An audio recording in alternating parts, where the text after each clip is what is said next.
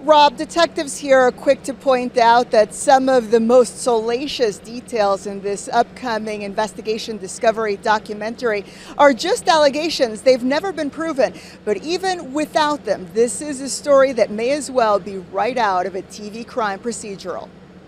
If he would have never met me, he'd be here today. 35-year-old Kelly Cochran will never again walk free.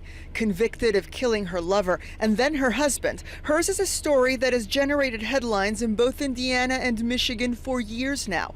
A book is being written, a documentary about to be released. But it was the tireless work of now retired Hobart police detective Jeremy Ogden that set the wheels in motion.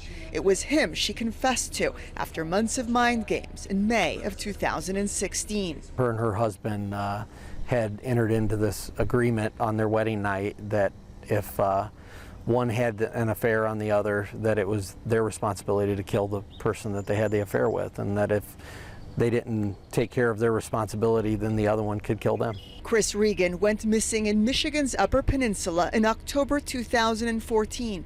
The investigation into his disappearance went nowhere. Cochran and her husband Jason had been questioned, but not arrested. It was not until 18 months later, shortly after the couple moved back to Northwest Indiana, when Jason Cochran died from an apparent heroin overdose, that the pieces began to fall into place. His death later ruled homicide by strangulation. Kelly admitted to having an affair with Regan, whom she said her now dead husband had killed, then with her help dismembered. She even led investigators to where they dumped the remains. Out in that area? A little to the right and back towards us a little.